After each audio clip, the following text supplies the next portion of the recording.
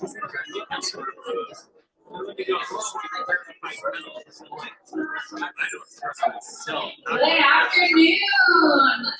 Let's get a big round of applause for Q2 Summit.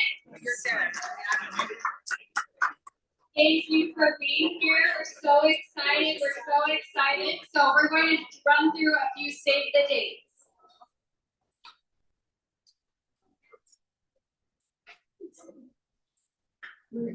We're good? Okay. Save the date, first quarter.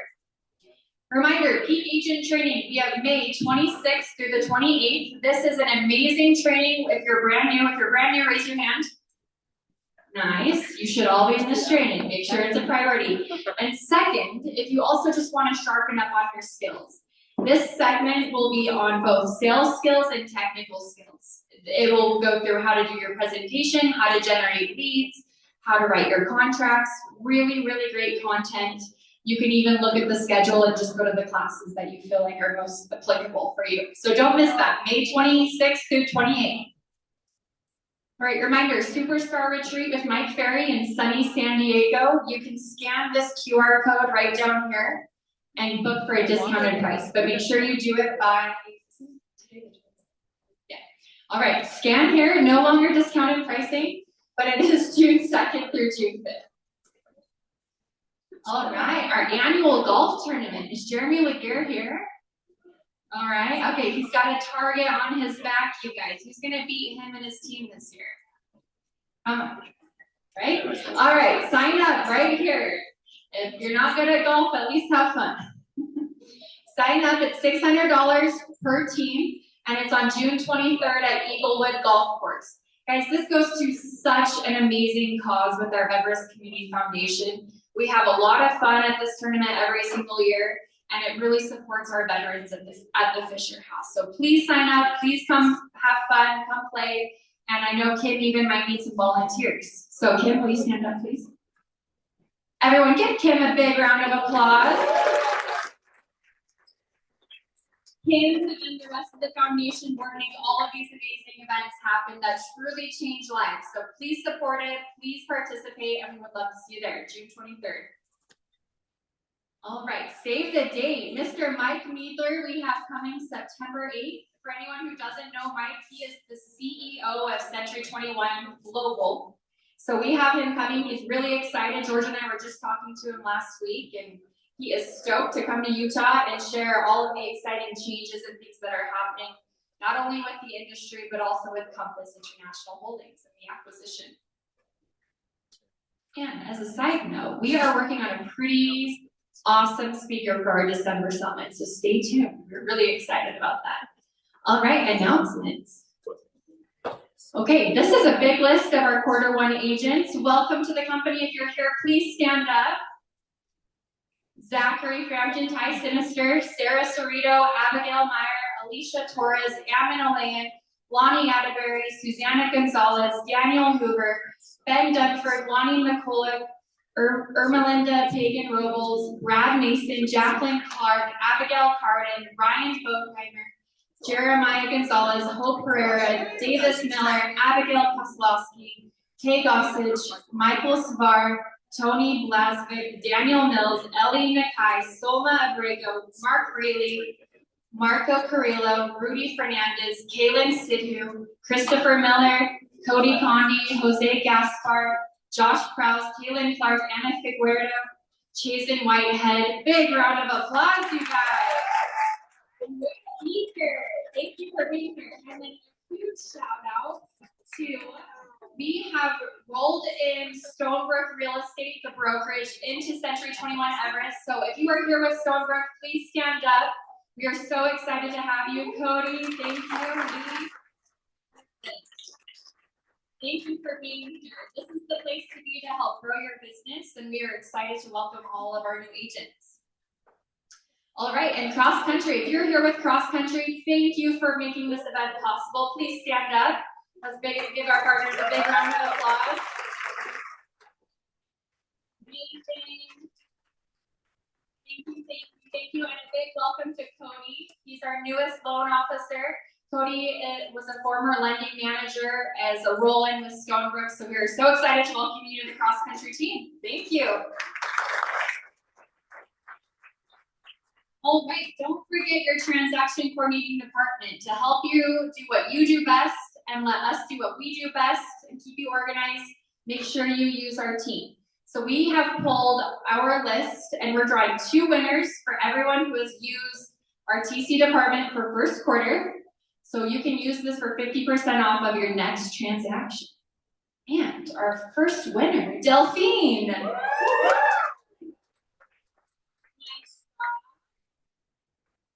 our second winner is Cobb Malik. All right.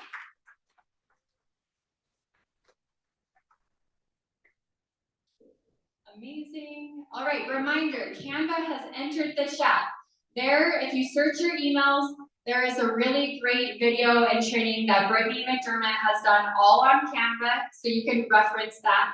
But there are, hundreds of different templates for you to be using on Canva. All you do is plug and play. It is a really cool resource that you now have. And it's all branded, all updated, and continually being updated throughout the year. Okay, we are leveling up our technology. So you will see in about the next 6 to 8 months, some really dynamic technology coming that you will have access to.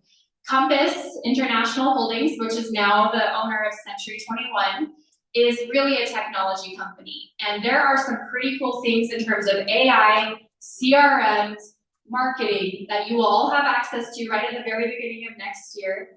And we'll send out a link with a demo on that so you can see what's coming, but you should be really excited because it'll just help you create more relationships, cultivate your SOI, and really get more referral business coming. So stay tuned for that. Woo, thank you. Okay, Everest Awards. First, we're starting off with our special awards. Let me turn to my page. Okay, so first we have our Sherpa. Perfect. Okay, our Sherpa Awards. Sets Up Camp is responsible for the trekking group safety and guides everyone along the way. Renowned for their skill in mountaineering. This individual, she does not live here in Utah, so she is on Zoom. So you may know who you are at this moment. But our winner is Diane Valenzuela. Anyone who has worked with Diane knows she is incredible. She is such a hard worker. The Sherpa Award recognizes someone who guides others with consistency, reliability, and a steady commitment to the success of the entire team. Like a true Sherpa, Diane Valenzuela helps create the path forward, leading with knowledge, support, and a calm presence that others can rely on. Through her leadership overseeing our transaction coordinators and her dedication as a relocation account manager, Diane continually keeps our team aligned, supported, and moving towards success. She goes the extra mile, and we are beyond grateful for the impact she makes beyond the scenes every single day, and are so proud to recognize you with the Sherpa Award. So big round of applause. Our next award, I'm going to have actually George come up and give this award. This is our Anchor Award, which is a reliable or principal support in mountaineering, a fixed object to which a climber's rope is secured. Good. All right. How are we doing today? Good. All right. So this award, it's a rare moment you get her in this room, Andy. It's a rare moment, Jason. Russ, your favorite person of all time, the person who makes sure you get paid, the person who makes sure your commission checks come. And before I say her name, because she's taking big deep breaths over here, I just want to tell a quick little story. 20 years ago, in a little condo workspace where I think some of you may know where, if you may remember where Old Rich Realtors was, right there in the red condos, right there on 13th East. Anybody remember Jerry Maguire when he's like, I'm out of here? And he then said, who's with me? And then he took the goldfish with him. Does anyone remember that? And I remember sitting in the parking lot and all heck was breaking loose. We were forming a new company, all sorts. Some of you may remember the days of Realty Executives and whatnot. And there was this defining moment where Gretchen said, I'll go. And here we are 20 years later. She's not only extraordinary at what she does, but number two, she is one of my dearest and closest friends, and I am grateful for her, and thank you for putting up with me and this entire organization, as I know that it is so much to handle and so much to do. So, Gretchen Smoot.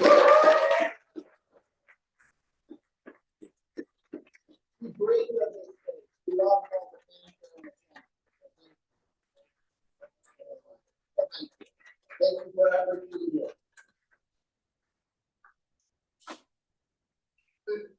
Huge congratulations and very well deserved. So thank you. Okay, and our last award, we have our Mountaineer Award to scale a mountain, to ascend, to climb up, and work to reach the peak. And I don't think he is here today. Do we know? Yeah, his wife just had a surgery, but the winner, give him a big round of applause, Eston Mercer. Huge round of applause. The Mountaineer Award recognizes achievement, persistence, and drive to continuously ascend toward the highest levels of performance. Like a true mountaineer, Eston Mercer has demonstrated what it means to climb with purpose, taking on challenges, pushing past limits, and staying focused on reaching the peak. As one of our top agents for Q1 with multiple top transactions, in fact, the highest sales price for Q1, Eston exemplifies consistency, excellence, and momentum in a competitive market. We are proud to recognize his outstanding performance and the example he sets for others striving to reach new heights. So again, one last round of applause for Eston. All right, now we get to our first quarter awards. A couple things. One, I want to remind everyone, this is just one quarter. So when you see the numbers here, for anyone who this is your first summit, one quarter. This is what's happening in a bad market. So I just want to tell you, this is the place to be. It's an exciting place. Talk to the people around you, rub shoulders. And number two, if your name is on this list, you need to stand up, okay? I harass you every single time about this. Please stand up, please celebrate. We want to recognize you. So let's start. Okay, first quarter, 25,000 to 50,000. We have Deanna Haskett, Drew Gingell, Angelica Ruiz, Ruby Reese, Natalie Landon, Ken Bell, Jessica Terry, Rebecca Rodriguez, Curtis Perry, Carlin Bedwell, Renee Monbreno, Edwin Ferevsky, Jenny Dodge, Cassie Montano, Dayton Davis. No one is standing, and I see you here. Cassie, Dayton, Jeremy Fitzgerald, Aaron Richardson, Joseph Collins, Tyler Story. Tyler, I know you're here. Andy Schoenfeld, Kim Curnow, Jason West, Dan Frommer, Brandon Freeman, Lourdes Brinton, Andrew Cuppet, John DeYoung, William Smart, Steve Boynton, Jeff and Rebecca C., Shane McQuibby, Josh Johnson, Jeremy Lapeer, Blake Dellinger, Ella Frischneck, Justin Crane, Savannah Baby, Daryl McKay, Ashlyn Hoffman, Brandon McBride, Jenny Frame, Chris Shirtliff, Tammy Wormsley, Keith Munden, Kevin Zimba, Dan Monch, Mike Harris, Heidi Castaigne, Taylor Yates, April Oakes, Joanna Williams, Jade Gray, Tyler Higgins, and Angel Ruiz. Wow. Thank you. Right. This is a good problem to have. 50,000 to 75,000. First quarter, Brianna Burnett, Brady Boren, Sherry Peck, Delphina Court, Chad Morris, Austin Johnson, Anthony Cerrito, Lila Jessup, Dave Clough, Justin Nelson, Mike Hancock, Rosie Chada, Steph Barnes, Corbin Thompson, Alec Nickel, Rich Castleberry, Sam Tate, Jeff Laguerre, Hayden J. Lobdell, Jeanette Davis, Brenda Lee Jones. Nice job. 75 to 1,000 first quarter. Garrett Wilkie, Josh Skousen, Brandon Danes, Brian Ruth Manuel, Aaron Christensen, and Miriam Drury. Today, by the way. 100 to 150. Rob Naylor, Amber Milton, Emily Aguilar, Zach Bunker, Jason Snell, and Chad Kiefer. First quarter, $150,000 to $200,000. Nick Manville, Dave Parker, and Bowman Liu. 200 to 300. First quarter, Doug Carey, Justin Udy, Austin Kills, Eston Mercer. 500 to 600,000. Brian Burnett. Team awards. There are teams here. Please stand up. 25,000 to 50,000. Utah Fitzgerald, Richardson Real Estate, Team Kruger, Utah Homes, Team C and the Cascade team. 100,000, Luxuriant Real Estate, the Noel Group, Utah Listing Search Team, and TC Realty Group. 100,000 to 200,000, Milton and Company Real Estate Group, Sea Salt Lake Homes, Everest Commercial, and Novus Real Estate Team. 200,000 to 300,000. We've got the Josh Johnson team, Justin Udian team, and the Carey Group. 700,000 to $800,000. The Elite team. Congratulations.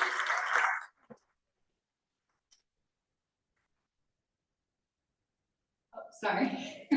800,000 to 900,000. View Utah Listing team. And 1 million plus the Burnett Real Estate Group. Now we have our commercial awards. For first quarter, 50 to 100,000, Rosie Chada. And that's it. Good job. All right. Okay, now we're going to get started. We have Coach Dar here. We're so excited to hear her message. First, we're going to have George speak, and then we'll turn the time over to Coach Dar, and then we'll do a Q&A right at the end. So everyone buckle up, and George, welcome to the stage.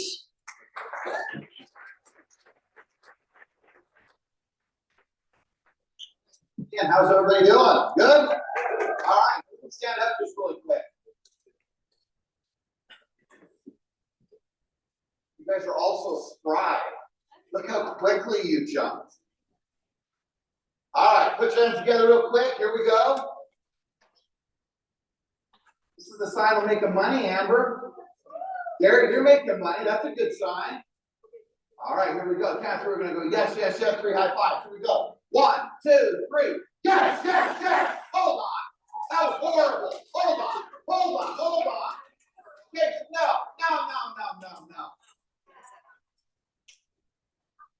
How you do anything is how you do everything. I saw some of you half-assing it back there. I saw you, Fernando. You make sure everyone isn't. Not you weren't. I just want to make sure no one else is. And you're in charge back there. All right, deal? All right, here we go again. Here we go. Count of 3. 1, 2, 3. Yes, yes, yes. All right, good.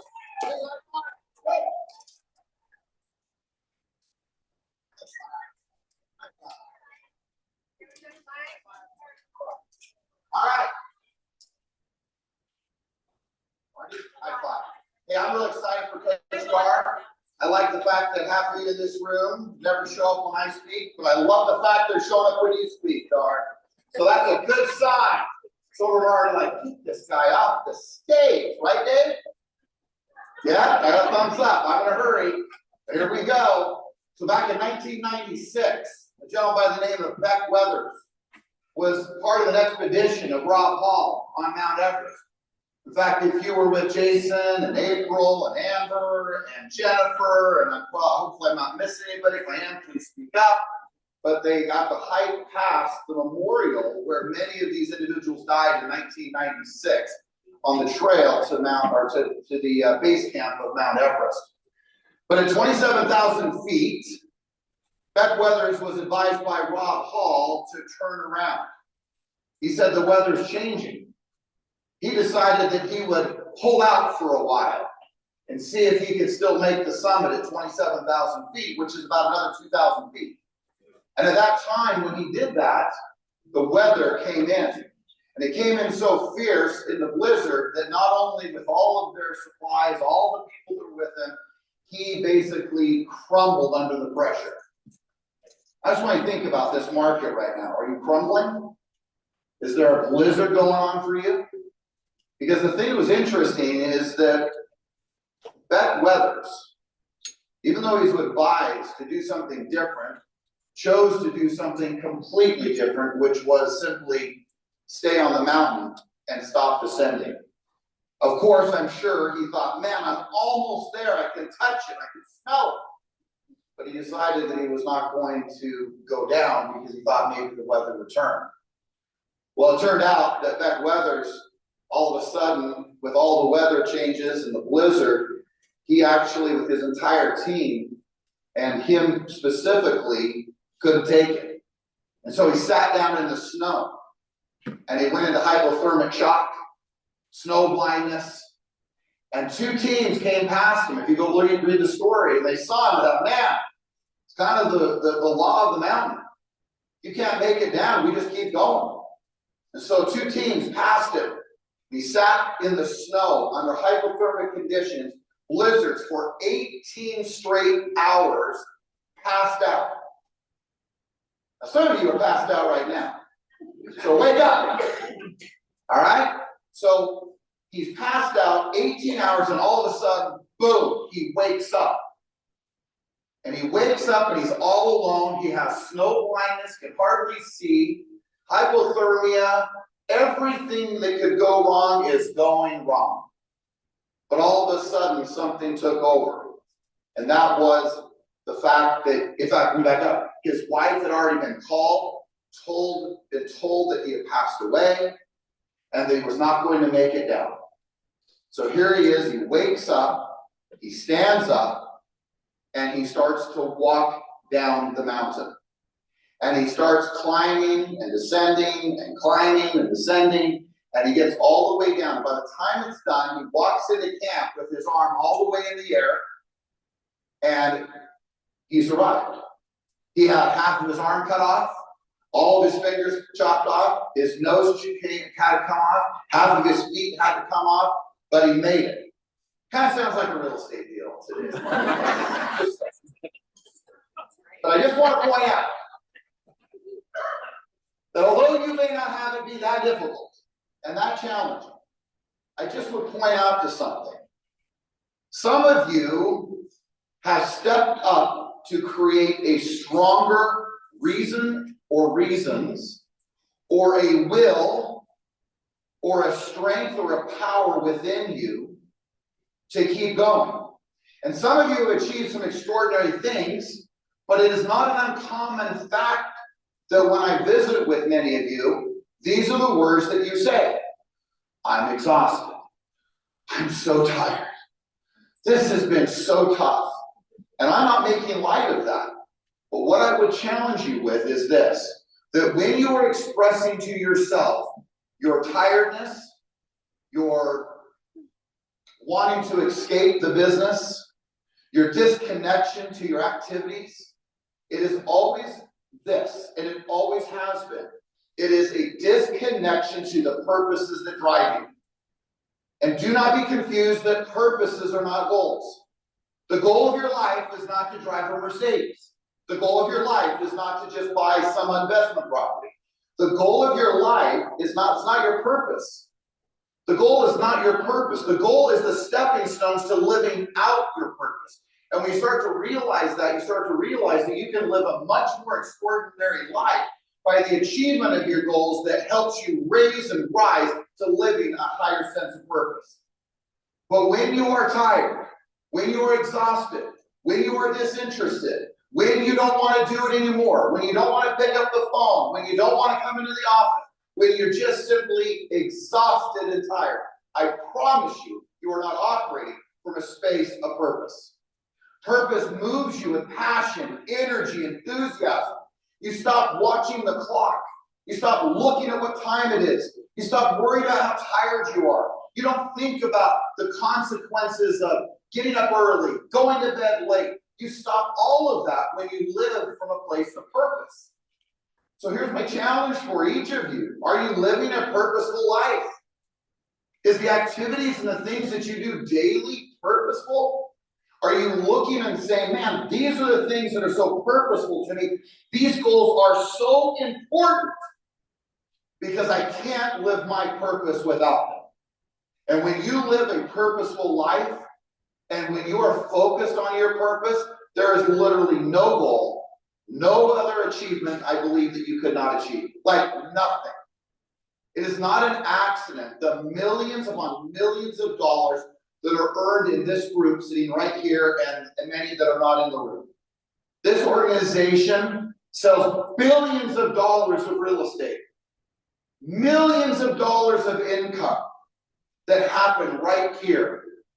And if you are lost, if you are discouraged, if you feel empty, I would challenge you to take a step back and ask yourself, what is it that makes my life purposeful? And if you can somehow connect the dots between your goals and your purpose, I can tell you there is nothing you cannot achieve. Nothing. And I never believe, but I have not personally heard Coach Darware, but I guarantee you there's going to be some connection to you achieving greater abundance and wealth and achievement to your life. Because that's what we do. This is the greatest gathering of real estate professionals the world has ever seen. 71% of the agents in America didn't sell a single home again last year. Again. But 70+% of the agents in this company sold real estate. That's a big deal. So congratulations. When you start looking at what is possible, all of a sudden you realize, why is it that only 7% of the agents in this country are selling 80% of the property? And what is it about them with their mindset, their skill sets, their discipline that make it to where they are in this space of being extraordinary? So I just want to point out two things and then I'll wrap up. I promise, Jerry, I will stop talking. Maybe. Doesn't. First thing, you want to create something extraordinary in your life? I can remember years ago, I would sit with my buddies and I'd sit there and I'd commiserate. Oh, you're not going to believe how tough it is out there. It's been so difficult. You're not going to believe it. I went on this appointment and you're not going to believe they asked me to cut my commissions. You know, and I mean, the husband, I mean, he was a jerk. I mean, you know, if it was just the wife, she probably would have listened, but I mean, he was so tough. They couldn't see my value. Life is so difficult. You don't understand how hard it's been for me. And you will sit there and you will commiserate, complain, and whine about how tough life is. And I'm not suggesting that it's not tough. But what I am suggesting to you is one principle that in my early 20s, 30+ years ago, when I heard it, it resonated as absolute truth. Stop listening to people who make less money than you. Did you hear that? Stop listening to people who make less money than you. You may say, well, but they're good people. I don't care. It doesn't matter. Like, where are you going? What are you listening to? Who are you paying attention to? It doesn't mean that they're not good people. It doesn't mean that they're not a good person. But I'm just telling you, you will make the rule in your life. I do not take advice from people who make less than me. I don't. As much as I love many of you in this room, I will hear you. I will listen to you. I might take it under advisement, but most likely not. But when I get the chance to talk to like a Dave Parker, who makes millions of dollars a year, or a Justin Udy, who makes millions of dollars a year, I'm interested to listen. It doesn't mean I don't care. It doesn't mean I'm not willing to hear you out. It doesn't mean I need to be disrespectful. But dang it, stop listening to people who are doing less than you. Stop. The river of complaints should never go downstream. Ever. And if you want to be an extraordinary leader, if you want to be extraordinary what you do, you have a problem, you have a complaint, then you talk to someone who's doing more money, more deals than you. Stop commiserating with people who do not support where you're going, or believe in where you could go, or are where you want to be. It is one of the great tragedies of salespeople as to who they truly choose to listen to. Be wise, because if you are not, you will be sucked down where they are. Because if you are not, you will lose out at every level in this business. Third thing, a commitment. As I introduced Coach Starr, I just want to point something out. This is a commitment about this organization. And I like to believe the famous words of my best friend right here, John Sy. And that is this. This is a personal development company that just happens to sell some real estate. Not a lot of it. So the key is that your income is in direct correlation to your personal development. They go hand in hand. And as much as you want to push against it, act like, I don't need that rah-rah, oh, I don't need this. You're making big mistakes when you do that. Because the reality is that if you want to change your personal reality, you have to change your personality. And some people go, well, am I not okay? You're fine. You're just not making any money. And the thing is if you're not making money and you want to change your reality, you have to change your personality. Which means you got to change the things you believe, the way you think about what you believe, the things you feel about what you believe, the things you actually physically do in relationship to what you believe. You want to change your reality? Change your mind, your heart, and your action. And you will change your life forever for good.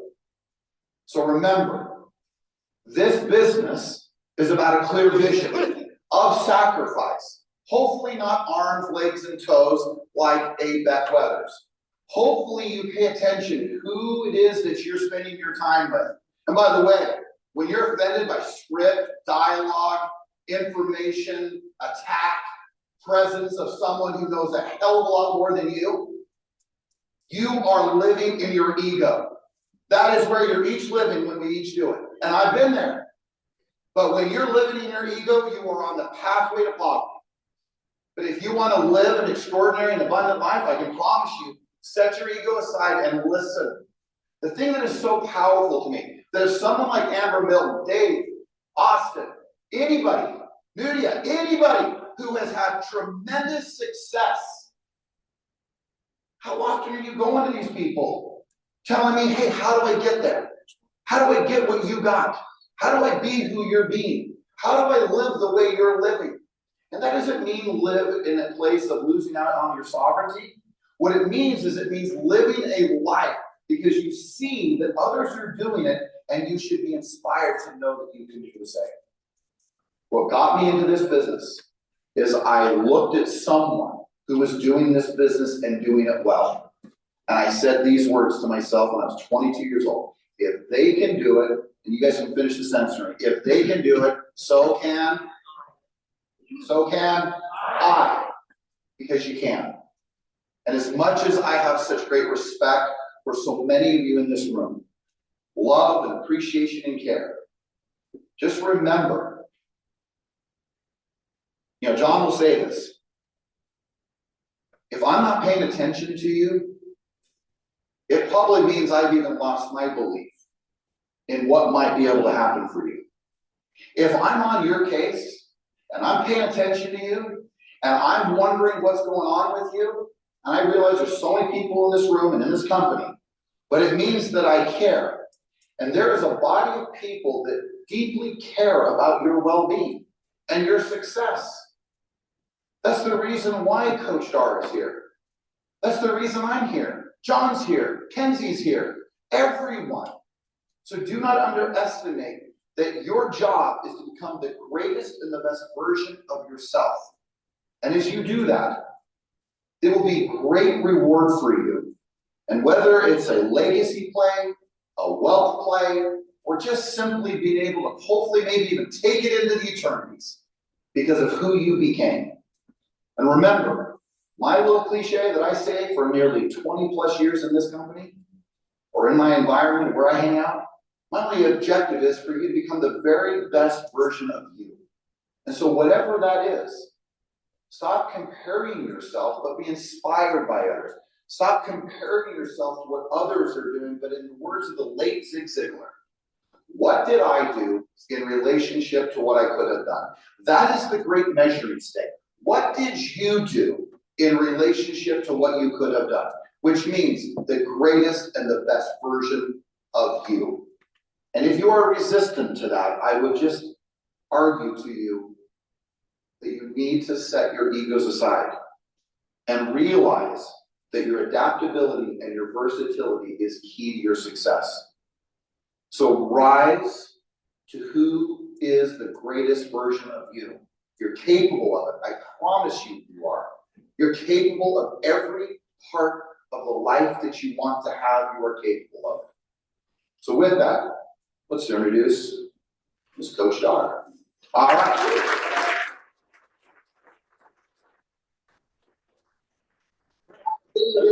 Let me just read this, and she's going to start. Coach Dar is a world-class mental performance coach, best-selling author, and leadership advisor who helps elite athletes, CEOs.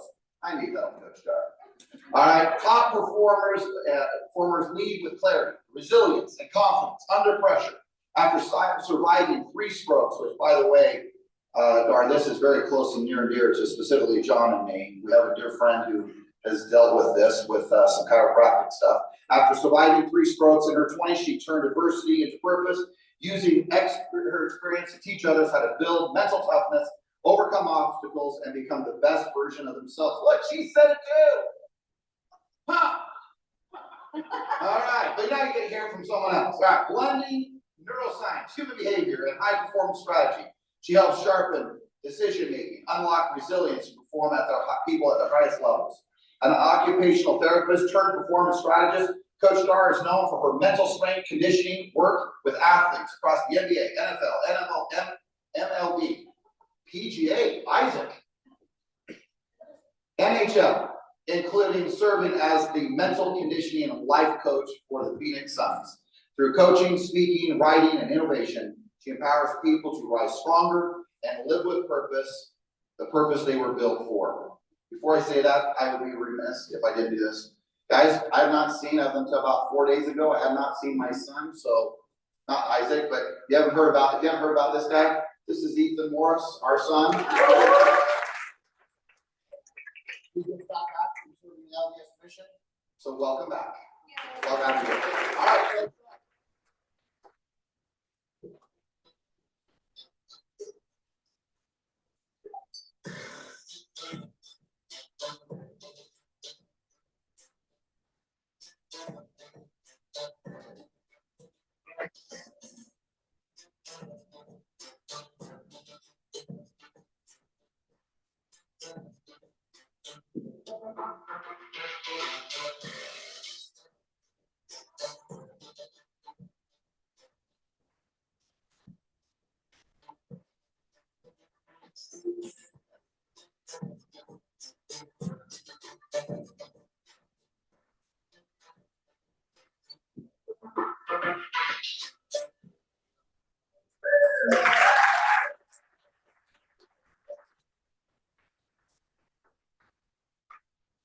I have to put my phone here because I need a timer, otherwise I will go over.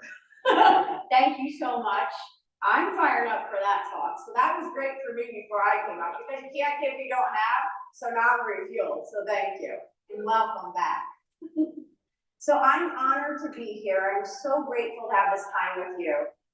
And before I start, I just want to say what you shared is exactly what you should be taking to heart. You know, I have the joy of being able to work with some of the best in pro sports and in business around the world. And you don't get to be a 1%er unless you're trying to sharpen your iron, unless you're trying to be your best, unless you're constantly trying to pour into yourself. And the other thing too is what do the best do is they are always they're open to making adjustments. They adjust, they're agile, what needs to change with me, what needs to change with us, how do we get better?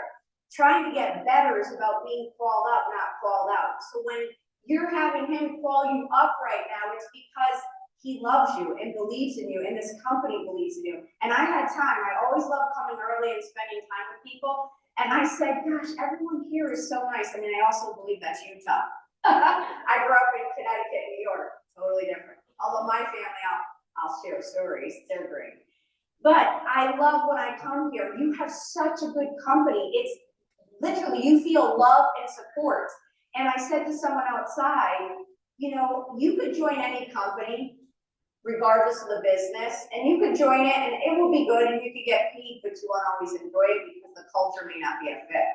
We had that conversation. But you got to come to Compass, I mean, Century 21, which by the way, it merged with Compass. I just was speaking for Compass. I was like, that's great. That just means you got bigger and stronger and more united. But Century 21, when I said to someone, I said, you know, you came here because the values, because literally, she said, exactly, because I keep growing here. That's huge, you keep growing here. Century 21 is about you get to grow, and when you grow, guess what? Servant leadership is you grow others. And I can tell you all the best that I work with, there is a servant leadership, because when you move from me to we, everything changes. And I often see when people start their career, it is a bit about me, you have to start somewhere, you have to keep growing, but the moment you shift it to we, of what could we collectively do, everything changes, because there's power in team and there's power in numbers. You can only go so far by yourself, and you know that. So with Century 21, I just want you to know, I get to speak to a lot of companies around the world, and when I felt it, I could feel it when I walk in. Coming from the East Coast, I know BS meter. I know right away if people are authentic or not. I can't stand fake anything. So I love when I walked in the room and I felt it right away. I said, this is real. And I love, honestly, I love coming to Utah all the time, because every time I come, this is a state that is so welcoming. This is a state that's growing. This is a state that people want to move to, raise their families with, grow their careers, have a life. And so you're lucky to be able to be here and to be able to sell to that, because it's a lifestyle that you're selling. So I wrote this speech for you called Rise, and the reason that we're going to talk about that is because what's one thing that the best have to do is they have to keep rising up from hit after hit after hit. And honestly, some of the people that I'll talk about today, the only reason that you'll know about them is because they chose to get back up. Yesterday, I just learned about an NBA player who just passed away, overdose, and it broke our hearts because this person thought there was no way to rise back up, and there's always a way. And I know that the pressure gets hard, the market gets hard, you're trying to sit there and say, you know, is this worth it sometimes? Yes, it is worth it. Every day it's worth it, because it's worth it for you, your family, the people around you, and your community. So don't ever quit. And that leads me to, I think when a speaker comes to speak to you, you should know a little bit about their background. Why am I even here talking to you? Why do I even have the credibility or even the heart to do this? I can tell you I have the heart all day, because as you heard, I had some strokes along the way, so I'm not even supposed to be here. So when I get the chance to be able to pour into people, I do it all day, every day, until I get taken home. So how did this start? Well, I wanted to say to you, I think if I wasn't doing this, I'd probably join a real estate group, because I think the home is so important. I really do. I think everything starts in the home. And that's how it started for me. I grew up with an Italian family, very, very Italian. My mom looked about like something from Mary. She was orange. She was always so tan. Did you ever see that? Something about Mary? There's a lady that was so tan, she was orange. That was my mom. My dad used to smoke like 3 packs of cigarettes a day. I mean, you can imagine how they all looked. But they were the Sopranos with the slick back here, and I mean the tight shirts, all of it. But my family was love. And on Sundays, we'd get up, we'd go to church, we'd come home, and we'd watch the New York Giants, because we're New Yorkers from that area. And we'd watch it, the sauce would be going, and then all of a sudden everyone would come around the table, and our days would start at 12 and they'd end at 10 p.m. Because in the Italian world, the home is where the community comes. My mom was also a barber, so what happens at a barber shop? The whole community comes and everyone talks and everyone hangs out. So I learned really quick that community was everything. I didn't know it then, but I know it now. And community is everything. And it starts, and how do you build community? In a home. The home is where you could open up your table, you could build longer tables, not more walls, but tables where people come together. And to this day, I still use this analogy, because I don't care who I'm working with. I don't care if it's the most famous athlete or the most successful founder. I'll say, did you open up your table to invite people over? I just said this to another athlete that was in playoffs. I said, did you have everyone over? It's like, Dar, we're not in college. I go, who Who's talking about college? You're in playoffs for pro sports. And he's like, have everyone over? I said, yeah, have everyone over. When you start breaking bread and vulnerability comes out, that's how you get closer. You don't get closer by screaming out your successes all the time. While we want to share the wins, we also want to know, how are you doing? What's going on in your life? I see you, I feel you, I hear you. And you know what that creates? A brother and a sisterhood. So when you get out there to fight the fight that you're fighting in the market that we have, you all know exactly what's going on and you go, I got you. When you're down, I got you. I'll help you out. Just like you said, go to someone else who's gone before you, who knows, hey, I've been there. Don't worry, you'll get back up. But it started around the table. And at this table, so many people would come over. I mean, because it went all day, we had so many people in the community come over and everyone felt like they mattered there. And then I saw my mom go on and she was a barber, and what is a barber? You know, barber, you sit in the chair and she's kind of your therapist at that point. But my mom made everyone feel like they mattered. Every single person. To this day, people say all the time, Gar, everywhere you go, you talk to everyone. I go, because everyone matters. Why wouldn't you? And part of growing a business and a community is talking to people. And we are living in a world that I love the tools we have, but if you keep looking down and not looking up, you can't meet a new potential client. You can't open a door. And it starts with a conversation. It starts with a cup of coffee. I speak funny. I just realized that when I said, I mean, I knew it, but I forgot. But you come over and you start and you have coffee and you're talking and you're sitting there and you're getting to know the person. But that's how easy business starts. And you have to be able to step out, but it started at the table. So let me just explain too. Sometimes where you are right now, you kind of see the path clearly, and sometimes you don't. And when you don't, you just have to wake up and say, what is the best thing I could do now? How can I add value in someone's life? So what happened to me is I grew up with this Italian family, and I just knew I wanted to do better for my family. That was really the main part of the reason I continued to pursue a career. And I go on to be an occupational therapist, and I'm an occupational therapist, and I get out and I married my college sweetheart, and I am living, to me, the American dream. Married my college sweetheart. He was like all-American everything. I heard the hype factor, but I thought we were gonna have the sickest athlete. And I think this is gonna be great. I'm working in a hospital. I'm taking care of stroke and traumatic brain injury patients. And this is what I want to say to this point. I had all these expectations of how I thought life should go. And the expectations are what hurt me. Standards are great, dreams are great, visions are great, but when you expect it has to be this way and you get rigid in your thinking, it's got to happen at this time, this moment, this way, and it doesn't, you break. And that's where fixed mentality comes in instead of a growth mentality. And I want you to know that the best of the best are the best because they're emotionally agile. They adjust to the circumstances. They feel what they feel, but they don't break in the emotion of it. And they say, okay, we didn't win this year. We didn't make this mark here this year, but what are we going to do next year, tomorrow? And they stay agile. And agility is great. But I didn't know that at 25. And at 25, I was like, here's the expectations. This is where I'm going to be. This is how it's going to happen. I'm going to have kids at this time. God was like, good job. I'm glad you think you know what you're doing here, but I have other plans for you. So at 25 years old, like I said, I have American dream. I even had my own dog. I love animals. And I'm just so happy. I'm like, this is great. I'm growing in the hospital. Let me get some water. So as I'm going, I hurt my back. And has anyone ever had sciatic pain?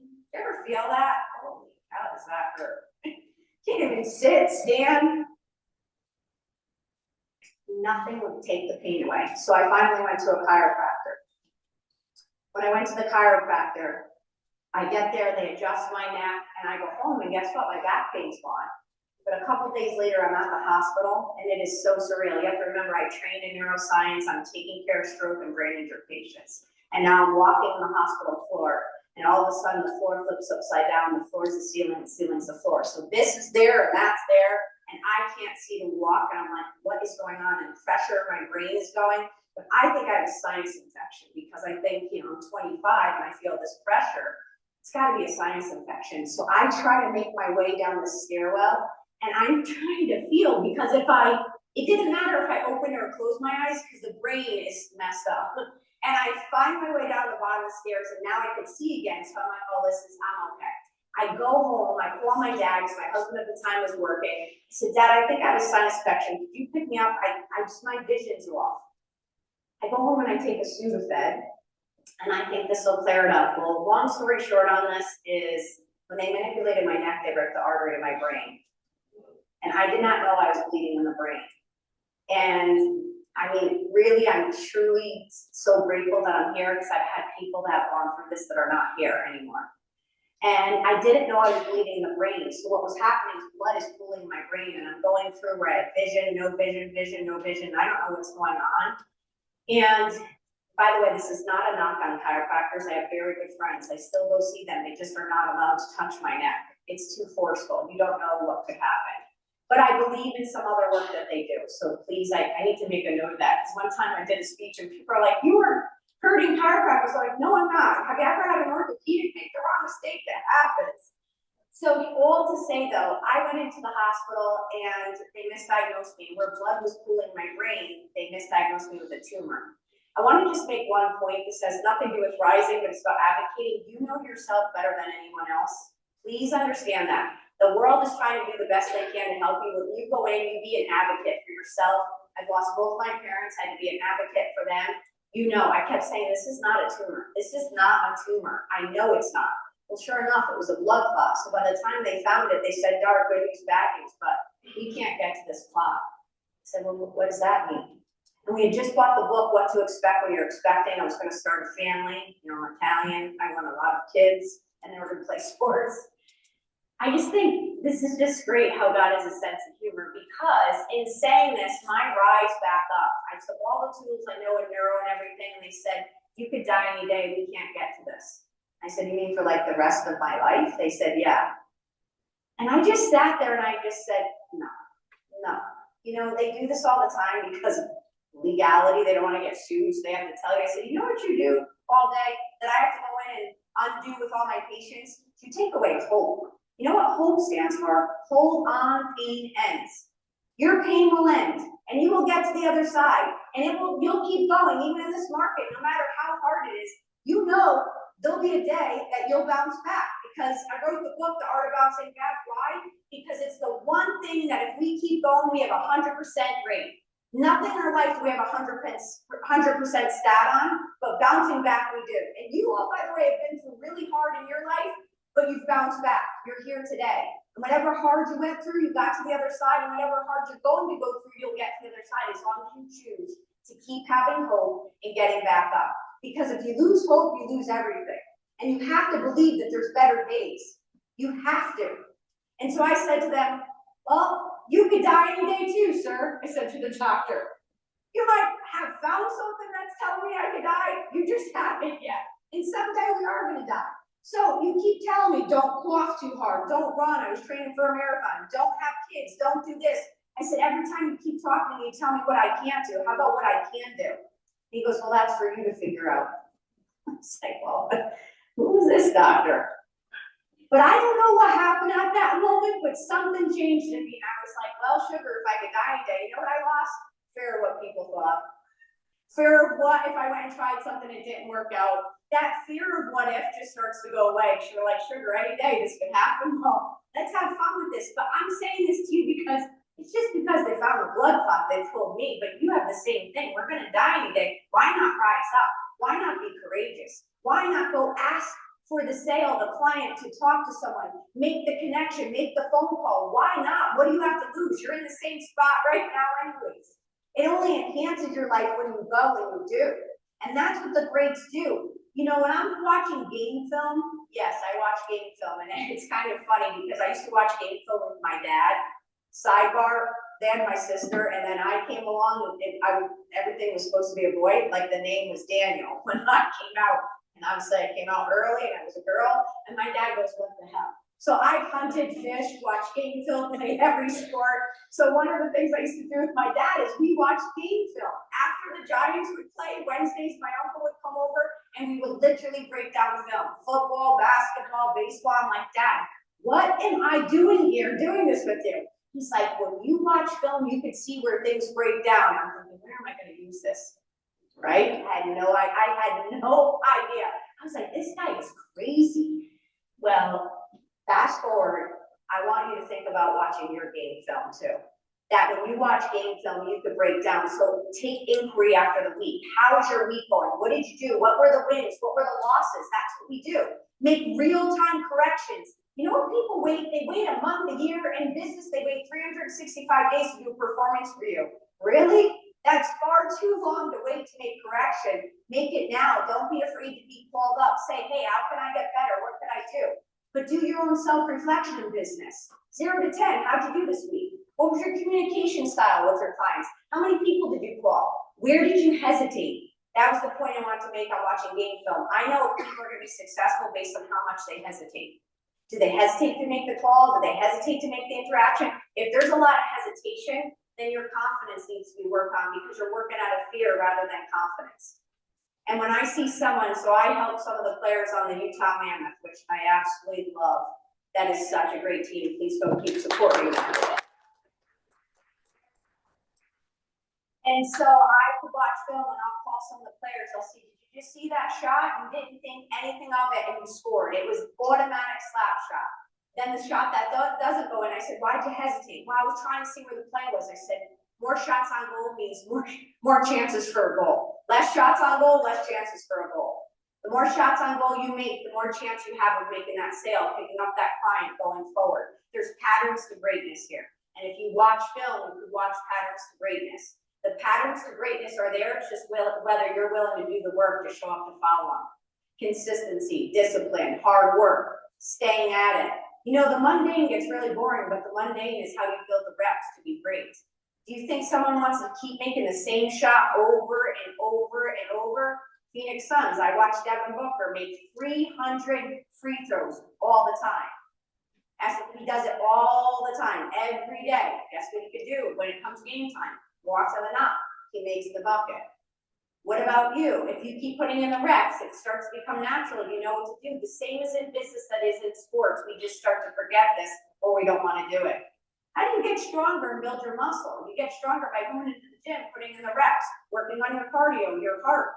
But if you don't do it, you can't get better. So if you're not putting in the reps at work, how do you think you're going to get better? And by the way, this is personal development. Zig Ziglar also says, motivation's like bathing. You have to do it every day for it to work. Well, every day you have to keep pouring into yourself so that it works. And I'm so glad that you all brought me in so I could pour into you, because this is how you keep getting sharper. So here's the other thing I want to say as we go into these rise points. You know, I wish I could say that after that first stroke, like everything cleared up and was great, but I don't know if you heard at the beginning, you said I've had 3 strokes. So I went on my merry way. I decided to go back to school because, you know, I was working in healthcare. They told me I could die. So I thought, oh, if I could die, then I'm going to go fix healthcare. I did it. I tried my best. At 28 years old, I was literally running a healthcare company. What the heck did I know at 28 running a healthcare company? But you know what I said? My mentor said to me, I went to someone who made more than me, knew more, and said, go take this position. I know you could do this. And you're crazy enough to at least make some change. My point was, I went into these moments where I ran a healthcare company, I ran a record label in Nashville. We'll get to the point of seizing opportunities. I knew nothing about country music, by the way. But I said yes to seize the moments because I knew where my talents and my gifts would meet the world's needs, and that's where you have purpose. And as I was doing all these businesses, 2008 came, and the recession had hit. People were losing their confidence. I mean, the market tanked, and I thought, oh my gosh, you might have lost your house, your funds, whatever, but you didn't lose your brain. I helped people literally have their brain removed. So I took all the things that I did in leadership and I went out and started my own practice. And in a recession, you don't leave a lucrative career normally to start your own practice. And my dad goes, this is brain injury. No one goes and does this. I said, Dad, honestly, the world needs to know that you can get back up. Here's the thing, right now, you have your talents, you have your gifts, you have your health, hopefully. And if you have that, regardless of the market, you can get up and keep fighting the good fight. You can. There is no excuse other than that.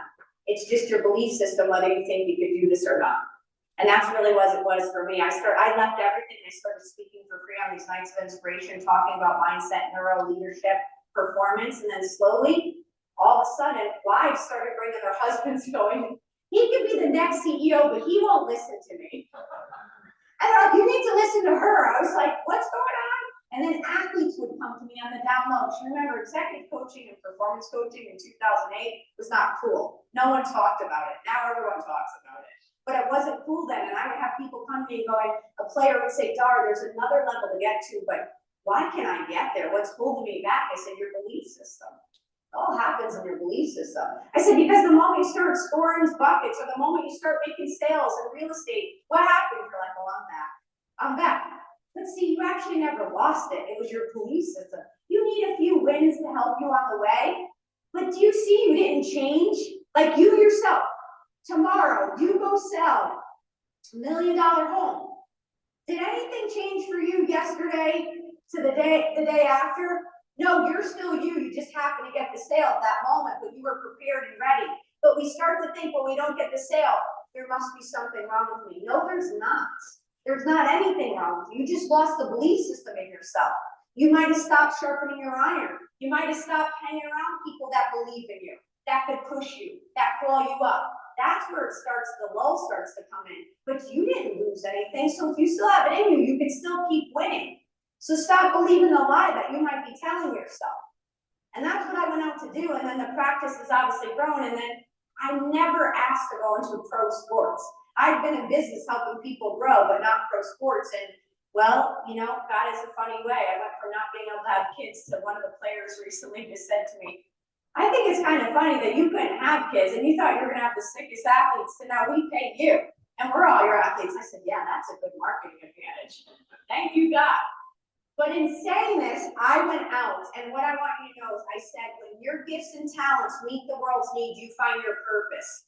I didn't have to chase it, I literally attracted it by going out there being authentically me, going out there to serve people. How can my gifts help people? I mean, I left a lucrative career to go out there for zero money when I started. My father's like, this is a great business plan. But my point was, is I knew when I went out there authentically, my gifts and talents, it'll meet the world's needs and purpose shows up. And when you have purpose and you know your why, you can go forward. So I went on and I ended up having 3 strokes. And the last one was just a few years ago. I come off tour with the Phoenix Suns. It was my worst one. But what I want you to know is by the 3rd one, when you go through enough it's hard, but it just becomes like this is normal. And what I mean by that is I built mental muscle over the time. You know, when you go on, has anyone ever gone in the cold plunge? Isn't it cold? Do you want to get in it? Yeah, I don't either. What happens if you go in day after day after day? Your body recognizes this isn't a threat anymore. The moment it recognizes this isn't a threat, your nervous system calms and you can actually breathe. So by the 5th day, it's better than the 1st day. That's what happens when you build your mental emotional resilience. You don't shy away from hard anymore. You go, hard's not going to kill me. The hard in our life is not going to take us out until it's time to take us out. So if you know the hard is not going to hurt you, you actually look forward. You're like, okay, what's this hard going to teach me? How am I going to rise in this market right now?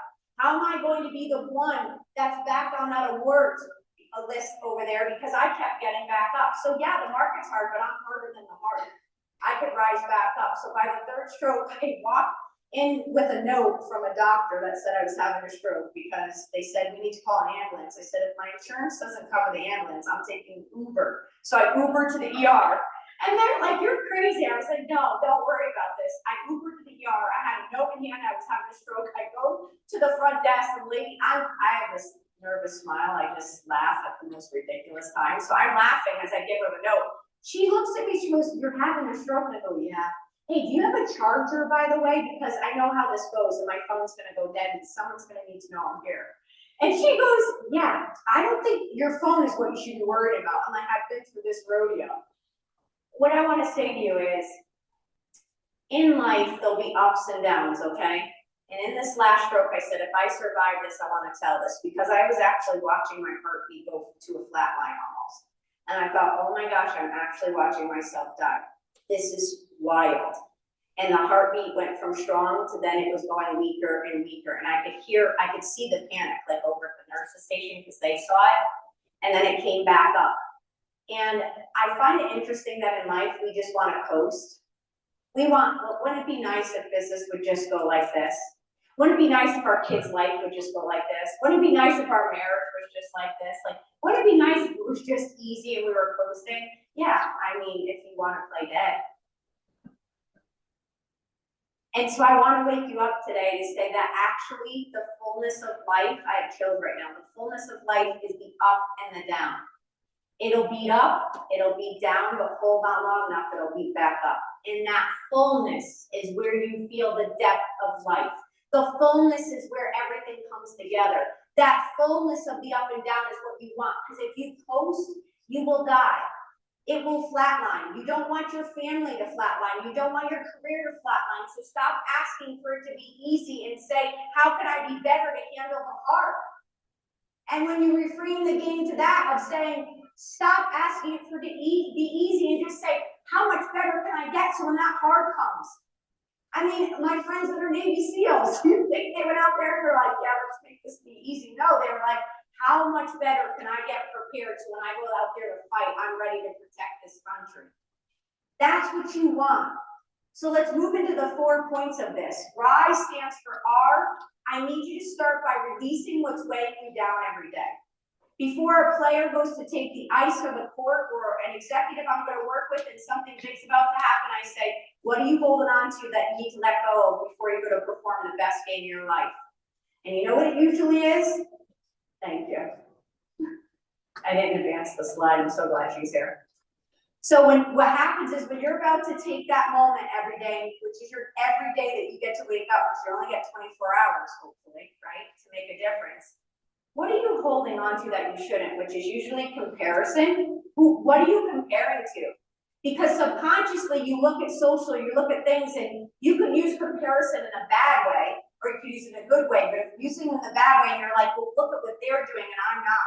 Now you just let negative self-talk in. Versus, I love where they are, how can I do that? But when you use it to the negative, now you just let negative self-talk come in, and now subconsciously, it's a Monday, and you keep carrying this comparison all the way to Friday, and Friday you wake up and you feel off. You're sad. You're just not in the right state. It's because you're carrying a mental weight that you weren't supposed to carry. You know what? When you're driving a car, you don't keep looking out the side of the window, do you? No, you'll crash. But what happens is mentally, everything that we hold on to distracts us from the race that we're supposed to be going on, from the drive that we're supposed to be on. Your race, your road is straight in front of you. You glance at what's happening in the back, but you don't stay looking at all the other windows, you look ahead. And when we get stuck in perfectionism, comparison, approval is a big thing. Everyone's looking for approval. And they're looking at it and, you know, do they validate me? Do they see me? Am I getting acknowledgement from this? Yes, acknowledgement is nice, but if you wake up every day needing acknowledgement from someone else, you're never gonna be able to drive your car as fast as you want it. You won't get to the goals that you want to because you're getting distracted about others. I see so many times people seeking approval, people they're never going to get approval of. And also it blows my mind with social media. Do you know people get excited when like, oh, they see me with the blue check mark or whoever they are. I'm like, they don't even know you. Who cares? Like, what are you worried about what they think? They don't even know what you do for, you know, your everyday life. They don't know the stories of you, but you're wanting them to accept you. It's like one day when one of the players walked out of the locker room of the Suns. He just got traded, and I'm waiting for the guys to come out. And the player comes out, and he's like, "You waiting for my autograph?" And I look at him, I go, "No." He goes, "What are you doing there?" I go, "Are you waiting for my autograph?" He goes, "No." You have to remember, he's 6'6", and I'm 5'2". And he goes, "What are you doing there?" I go, "I'm your mental skills coach." He goes, "Oh, sugar." I go, "I think we better work on ego right away." You're like, good, ego's good if it's God confidence. If it's not, you're edging God out. I don't know what we're doing here. But my point was, he goes, "So you just come in here, you tell us what to do." I don't tell you what to do. I help you with your mindset. And so he looked at me, he goes, "How do you have this confidence?" I go, "Do you know what I know?" He goes, "No." I go, "And I don't know what you know." I go, "So we're gonna work together." But it was this point of like, I'm not looking for approval from players. I'm not walking in there. Who are you going around waiting for approval on that's holding you back from being the fully confident you that you've been called to be? And I think people wait for approval and they compare instead of actually sharpening their own iron. By the way, you want to look at what others are doing, but the faster you get to being the best version of you, you beat out the competition. So you don't have to worry about it when you're trying to be your best version. Because I hate to say it, but more of the world is starting to become average than they are great. Because being just average has become acceptable, not here, but it's in the world. So I want you to release that need of approval, the need of perfectionism. You know, I have an expression, go ugly early. You can't get better until you start going. Your first rep of something's never your best one. Your first marketing, you know, that you might do. I remember my first marketing that I ever did, it is horrible. I made it on Keynote myself. And I look back and I just had to get started. So when you get scared about starting something or growing, just know your first rep is never going to be your best, but go ugly early. You can't get better without getting started. So release what's weighing you down, because I'm telling you, people are waking up more and more sad, depressed, anxious, lonely, and you can't do business the way you want to if you're not mentally clearing this out. I promise you this. The mental health crisis is huge around the world right now. And you may not even realize it, but you're carrying weight that you don't need to, and you start feeling off. And when you feel off, you're off to your team, you're off to your family, you're off to your kids, and you know when you wake up. And if you keep consistently being off, and if you're watching game film, what I say to the people I work with, and I'm like, where were we this week on your mental? And if they keep telling me a 5, I say, what's off? What are you not tending to? What are you not taking care of? You gotta let it go, like a weight, because it's holding you back. So release what's weighing you down. The next one, there we go.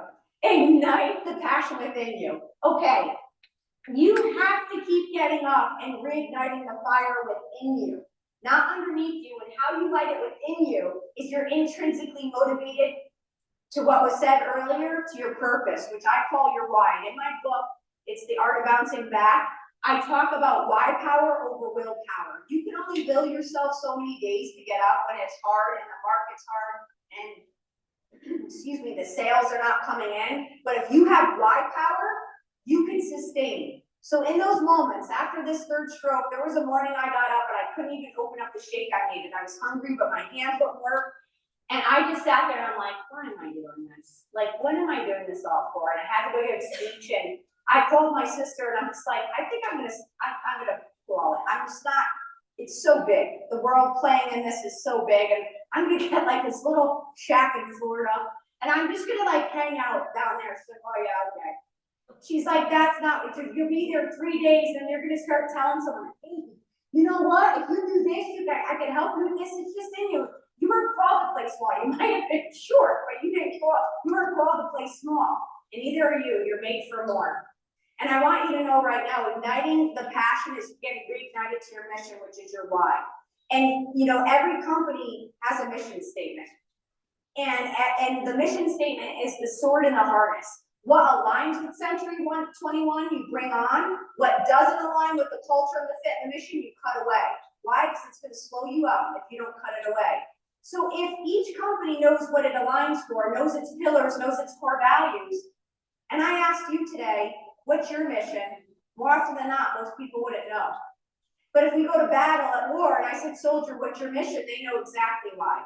And I know that that's life or death to them, but it's also for us. It's life or death here.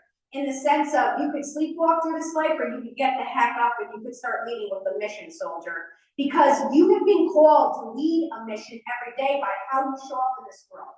How are you using your gifts with others? How do people see you? How are you inspiring others by how you grow your team and your business? That's your mission. And you could go, and there's an exercise you could do on how to find your mission, which is really what's the core value that you want to be known for. Mine is greatness. I wake up every day to awaken greatness in myself and others. I don't have to be a certain role to do that, or it doesn't have to be a certain amount of money in my bank account. When I see someone every day, am I awakening something in them to be their best version? A CEO that I work with, he said to me, Dara, I want my mission to be value. So you asked me to go look at core values. I want them to be value. And I was like, this is brilliant, because everyone can use this.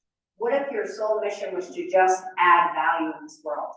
And if you woke up saying, did I add value today to the people that I spoke to the rooms that I walked into, to every person that I met? Did my words add value? Because if they don't add value, don't say it. You want to make your team better, your world better, your market better, your company better? Start adding more value than you take. And I think it's as simple as that. Are you adding value? And if you could wake up every day knowing that purpose to a mission, and that you know that it's supposed to add value, you'll wake up. So when I worked with a player recently that tore his ACL, he's like, I can't play. I said, yeah, but you could still add value. And it changed everything so we can get through the season. So when you're in a market that's hard, how are other ways that you can add value? It starts to allow you to start being more of a visionary, and you don't feel like you're stuck because maybe it's not moving here. Well, how else could you add value in someone's life? What other conversation you have? And if we actually, besides business, want the world to be better, if everyone just woke up saying, how can I add value and contribute better in this world, let the world be better? But most aren't even thinking that. They just get up, go through the day, go through the night, let their emotions take over, spew out what they want, and then it's over. The day's over and start over again. What are we doing? That's autopilot. And I definitely don't walk around this world accepting average or people hurting people. So if I've coached you, now you go out in the world, be even better. So that's igniting the passion back in you. And I wanted to say something because I believe so much that, you know, the military fights so hard for us every day so we can have life. Don't you think our thank you back is to add more purpose in this world with the gift we have in our communities? They just fought so we could be here. Shouldn't we fight the good fight and add value in people's lives? It's not to sit and watch Netflix or make millions of dollars and sit in a house and do nothing with it. Get up and serve. Get up and serve. That's going to reignite you. And then the S here is seize the moment. As we go into this, so we release what weighed us down mentally. We got reignited. We figure out our why. We add value to this world. Now I want you to start seizing more moments. Listen, opportunity is being presented to you every day. I don't care what the market is. I literally don't care what the market is. I get every day, I go out there, I add value, and I say, how do I seize the opportunity? Because what makes the greats great is they've been preparing, and then an opportunity comes and they seize it. And when they seize it, things start to change, and it looks like luck. The people that got those awards, regardless right now, that's one quarter that you just saw, that wasn't by luck. That was because they stayed at it. They did the mundane and then they seized opportunities. They showed up. They kept going after it. You know, I said earlier, we're looking down instead of looking up. There's so many more opportunities when you look up. So start engaging with more people, make conversations, build longer tables, have more meals with people, create more community, build better relationships, because relationships get you results. Keep building relationships, they'll help you get results. And when you build relationships, you'll start to see that your life becomes more fulfilled anyways. And here's an example of seizing opportunities. Oftentimes we don't seize opportunities because, again, I'm going to go back to fear. Fear might be holding you back. There might be a moment you're like, oh, I don't know if I should make that call. I don't know if I should do this. I don't know if I should say that, and you hesitate and pull back. I remember when I got the call from the owner of a sports team, and he called me and said, hey, what's this leadership crap that you do? He didn't say that word. And I said, what do you mean? He goes, I got this player, I just paid him $70 million. You need to make him a better vocal leader. I was like, hold on. He goes, you need a 6-point plan, and I need you to be here in an hour. I was like, well, number one, I don't know who this player is. We don't create a plan on someone we haven't met.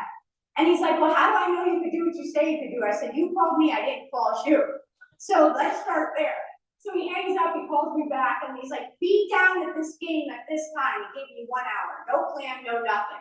I could have easily said at that moment, you know what, it'd be better if we met next week. I could have tried to research this player. I could have done what I needed to.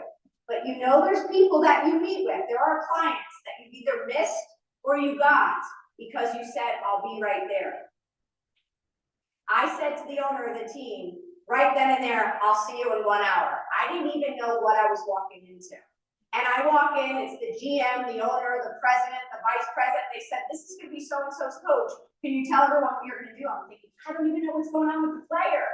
But what did I do? I said, why don't you tell me what's going on? But in that moment, I seized it, and that's how I ended up becoming the Phoenix Suns mental skills coach. Because I didn't shy away from an opportunity because I was scared. I went in confidently going, I may not know the whole situation, but I know what I know in the market of what I'm doing. You know what you know in the market, what you're doing, but you've missed clients because you didn't seize the moment. So I want you to go into this next quarter seizing more moments, saying more yes, because if the worst that could happen is you didn't get it, but it's not because you didn't try. So seize more moments. And the last part of this is elevating your mindset. You know, you're here today, which I'm so grateful you're here because you're sharpening your iron. You're elevating your mindset right now. There's points that you'll take home that you'll use and you'll apply. And that's beautiful. We have to keep doing this though. This can't be just listen to this and then walk away and never do anything. Listen to this and then apply this, because knowledge is great, but knowledge applied is wisdom, and then wisdom applied is actually what gets you momentum and results. But you have to keep elevating this operating system. So I keep hearing all about AI, AI, AI. I am so happy to be at AI, but I also know that human capital is still always going to be your competitive edge. Elevating your mindset, elevating this operating system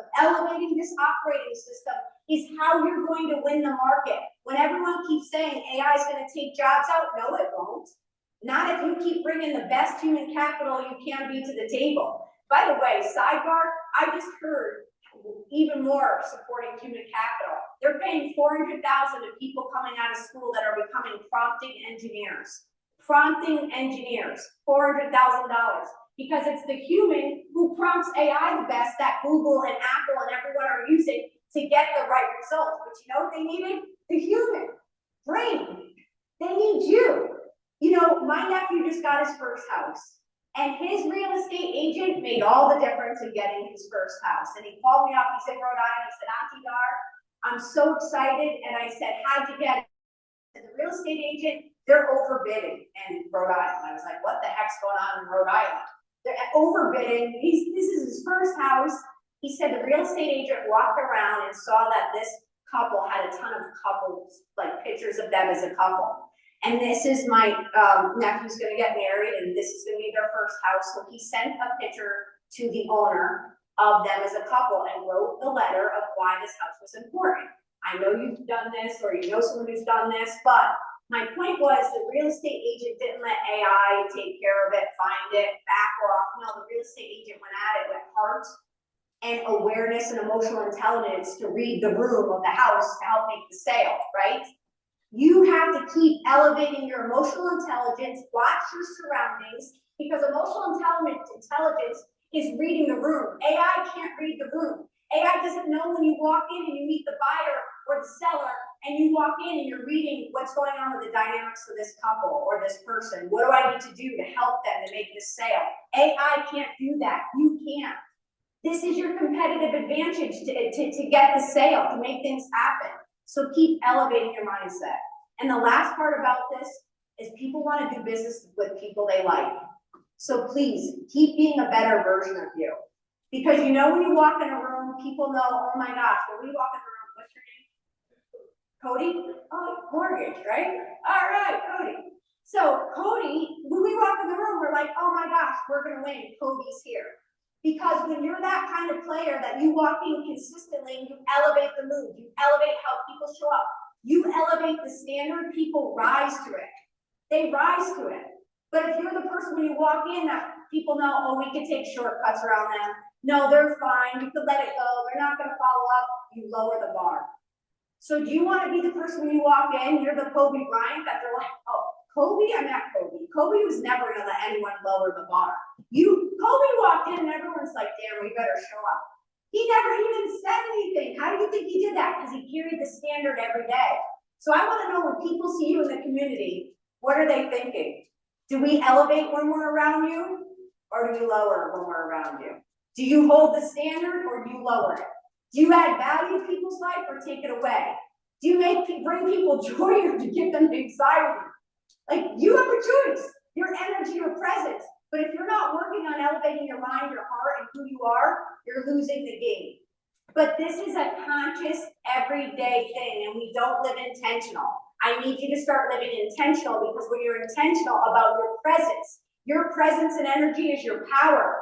It literally transforms the room. But if you come in like Eeyore, no one's buying it from you, right? And you don't have to be Tigger. You don't have to be like excessive, because they might be like, you're too much. Like, I wouldn't bring this energy necessarily to everyone, right?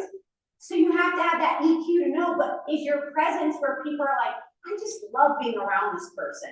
You'll sell more. And it seems so simple, but people are not living intentional. They're letting Monday become Tuesday, Tuesday become Wednesday, and then 2027 comes and you're like, I don't know why nothing changed, because you didn't. Elevate your operating system so that you can keep elevating your capital, but it starts with human capital. And I leave you with this last point, which is I left cards on the table, that's how you can get in touch with me. Here's the thing, greatness is open to all, but it's earned by few. I hope after today, you chose to answer the call to be great. Thank you.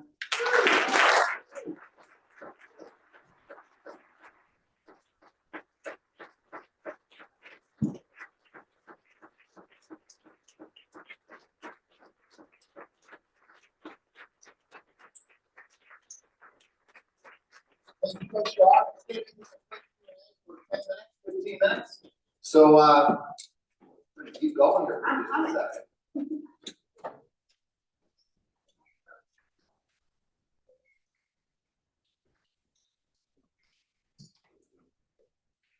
You got the best side? My No, wife always tells me she does in every picture. No. It's gotta be this I'll sit side. here, I'll sit here. I see, you got a side. I knew you had a side. It was not- Everybody's got a A side. 9-year-old lady actually told me, she goes, honey, don't take pictures from that other side. I'm like, "Oh." So I guess I do. Awesome. Well, thank you for being here. And so where do you live? Scottsdale. Okay, so you are down there. Yeah, so that was easy. Yeah, that is. So that's why the hockey team was in Arizona that came over to Utah, so I've known a lot of them since they were 19 years old. That's awesome. That's Yeah. good. Well, look, obviously you got this motley crew out here. You've got a ton of agents, title people in the room. You've got mortgage people in the room. You got a lot of sales going on. But for you, when you were at your lowest, I mean, you've had a few of those moments, obviously, even if you just speak to the strokes, but obviously life, you know, can kick at us and hammer down on us. What is your go-to to getting back? I mean, goodness, you've had the 3 strokes. Yeah. But even just, let's not maybe to that extreme, like, what's your go-to to get back? To get back into that center? Listen, you know, I'm a small business, you know, you have your business, you know, and you have those years that are flourishing, then you have these years that are dry, and you have to, I mean, those are those low points where you're like, do I keep doing this? Do I change it? So it's not just even in the health issues, it's in the business. If you're an entrepreneur, if you're in sales, this is life. And what happened is, perspective helped me a lot. So one of my mentors was 5 years old when she lived through the Holocaust. So anytime I hit a moment where I'm having a hard time, I have to shift perspective and go, is this the worst that it could be? And for me, perspective changes everything. So I've been around people that have been through even harder than I have, and they got back up. So I use it as inspiration to know I have to go 30,000 feet up and look at this, because sometimes we feel like our problem is everything, but when you go 30,000 feet up, that's why I love going in the plane sometimes, because you look down and you're like, I think this is my whole world. It's done. I just need to shift my perspective. Maybe look at it macro so I can figure out what I need to do micro. But sometimes when we stay in the micro, we can't clear our head to look at the problem. So perspective is one, mission is the other. I really believe until we're called out, we have to. This isn't about us. We literally are not getting life to serve ourselves. We're getting life to serve the world with our gift, even if it's as simple as how we serve another human in our community. And I really believe if you're intentional living with your mission, you're going, you know, in those bad moments, I'll call a friend and I'll say, you give me 24 hours, I get to talk about this with you, but tomorrow, after that, I gotta get back up. And I go, because what's our other option? Right. Sitting there becomes quicksand. Yeah, that's powerful. And I'm thinking, you need to talk to the Utah Jazz. You know what? I know the man, if they did good, I don't know. So just, obviously, everyone has slumps. You work with a number of athletes, whether it's a golfer to an NBA player to a hockey player. What would you think, what would you say is the cause of most slumps? And what is maybe just your 1-2 right from the get-go of anyone who's in a slump, shooting slump, scoring slump, defending slump, whatever? Because every human, no matter who they are, doubts themselves. There's a moment where the shot doesn't go in for a few games. The sales aren't happening, and you get in a slump and you start to doubt yourself. Just what I said earlier, you start to go, every player goes, do I still have it? You know? And I'm like, yes, you still have it. This is the look. Did Michael Jordan have an amazing season here? No. You have to literally go back, and I have them watch their highlight film. So I want you to go back and look at your best years. What was your highlight years? Where did you make the best business decisions? Watch your highlight film, because what it does is it reminds you, you didn't actually lose anything, it's just a lull. And don't put a period where God intended a comma. The game might, so the player will say to me, excuse my language, I just have to use this word. The player will say, Dara, I suck. And I'm like, no, the game did, you don't. Reframe the game, reframe how you're seeing it. So if you reframe what you're telling yourself, then you watch back the highlight film, you'll start to go, oh, I remember who I am, which is what you've always had in you. It's just a lull, it's not that you're bad. And once you watch back and you visually see yourself kind of doing it, which is watching the patterns of the good years, you'll see that those patterns led you back to the mountaintop again. So just keep following that again, which would be go back, be consistent, definitely go back to staying consistent at it, because the pendulum swings back in your favor when you're consistent. Stay in the reps, stay in the reps of it. Also, watching game film is, have you let your guard down on something? You know, are you not staying as sharp on something? Are you not staying on things that you used to? This happens all the time with people's health. They're like, oh, I was doing so good, and then I took some time off, and then I was doing good. I'm like, I know, you just gotta stay consistent. Yeah, I would say we make consistency is our greatest tool. It really is. So obviously, from an athletic standpoint, there are people who are trying to pursue or to achieve things that they've never achieved, right? Play places they've never really been, right? So, from that standpoint, how do you help someone see what's possible if they've never been there? Right, I mean, you look at even like the Tiger Woods, as if you would say, of the world, and he went to places that, in fairness, no one still has ever been. Now, the argument could be, well, he hasn't won as many majors, but still, collectively, he's still the greatest golfer of all time. He's gone to places that no one has ever gone to. How do you get there when you have never been there? It is literally setting up the vision of what you want. So I have every person write down a goal. So like, what's the number that you want to get to? Because yes, you haven't been there, but how, if you want to get there, you have to see it, you have to believe it. So every player, a player that's never been to the Stanley Cup or the finals, we're gonna write down that we're going to the Stanley Cup. They've never been there. But in the process of working on our skill set, all of a sudden you start to get there because you keep, I'm gonna go back to putting in the reps. And the other thing Tiger's father did, which was really good, is when he was trying to swing a shot, he throw stuff at him.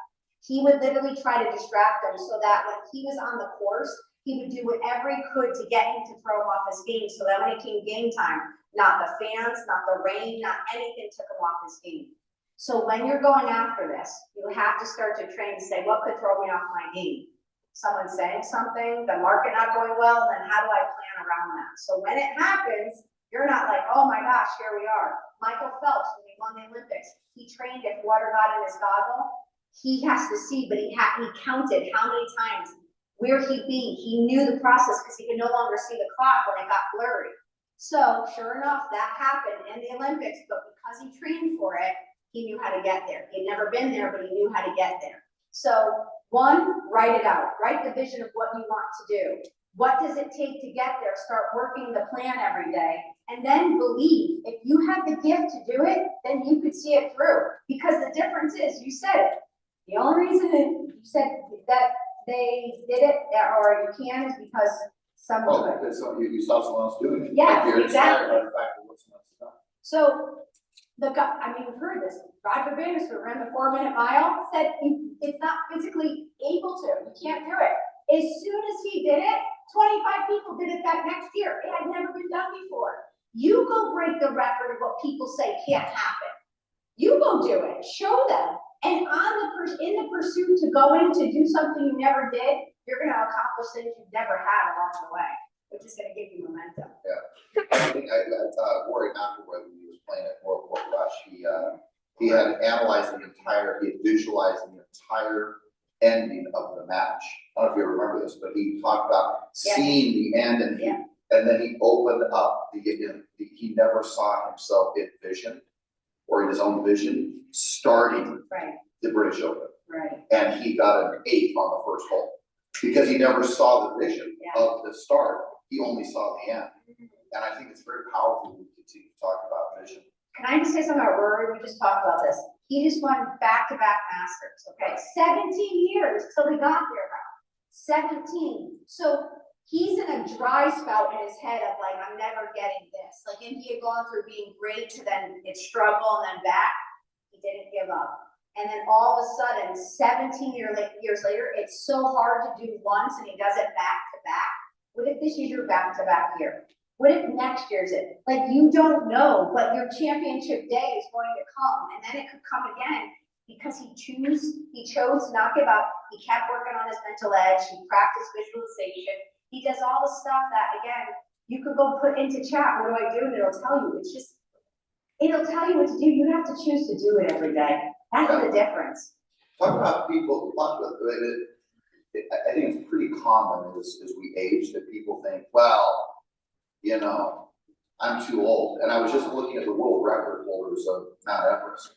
And back in 2011, there's not people who've been older who have been climbing this mountain. They're 80 plus years old. Yeah. And then I got age. It's like, well, you know, I don't know if I mean, George, I'm old. No. And I'm like, what are you talking about? No. So what would you speak to age and maturity and where people think, oh my goodness, I'm too old to do this now. And yet we know that's not true. We know it's not It's true. not true. But what would you say to that? Well, first of all, that's a poor belief system. You're literally putting a belief system that your operating system does not need to hold on to. So you're programming a computer right now to actually believe that. So stop the programming. You're the programmer. And you would start to say, you know, game film, I'd start going looking at all Centurions. I'd literally, the Blue Zones, I'd watch that show, which is all about how the largest Centurions, how they live the longest in 7 places around the world, which happens to be communities, #1 of them. But start watching what makes these people, there's people lifting at 90. I watch videos of them because I go in the gym and I lift. Because I never want to take on that mindset that I'm too old to lift. Because I have to take care of my health for this longevity. My point is start watching all these. I look at Meryl Streep. That lady is amazing. And she's not sitting there like, I'm too old for Hollywood. She's like, what film do you want to create around me? Right. What? Harrison Ford, Yeah. these guys are in their 80s. You have wisdom. I literally am part of this organization. That's all, I mean, it's the former Secretary of the Navy. It's the people that one of the Kennedys is there. And I go because they're all 80. And I go every year. I love being with them because they literally don't have a mindset that they're slowing down. And you learn so much wisdom. And I go, oh my gosh, I get to learn from some of the brightest people. That's how I look at those that have gone before me. And I hope when I'm 80, I get to, like, people are like, this is great that this person shares this energy and this light. You get it. But what story are you telling yourself? Again, it's a belief system and you're the only one limiting it. And age, people won't even consider. Think about this. I'm 50 now, working around 19, 20-year-olds. Never when I'm around them, they're like, oh, she's too old to listen to now. Because I don't even bring that energy, but I don't even think about it. I just keep saying how I stay sharp and share this knowledge. Because if I keep bringing knowledge you need, you're going to need it. Yep. So again, it's just how you believe it. And I've had so many mentors. Again, my mentor that lived through the Holocaust, she was still doing, so she just got Alzheimer's in her 90s, but she was doing 200 push-ups a day. Wow. 200. And she had a boat, she was scrubbing it herself. Like, she made herself think hard every day. Another person, 99-year-old friend, Helen, she walked every morning and every afternoon, and she went out to go have lunch with someone new every day. Because you don't want to have loneliness also. As you get older, loneliness is already an epidemic. Don't isolate. Don't hold on that way. You are young. You are young and you are great. And listen, if you're still here, then we need to still use you. So, like, get up and keep fighting the fight with us. It's too hard. Yeah. And I'm gonna have, if anybody wants to ask a question or two, so just keep that in mind. And then let me just ask you this, and then just if anybody wants to ask a question, we'll take another 5 minutes or so. But just from people that you've worked with, what would you say most recently you've learned the most of? What have you learned?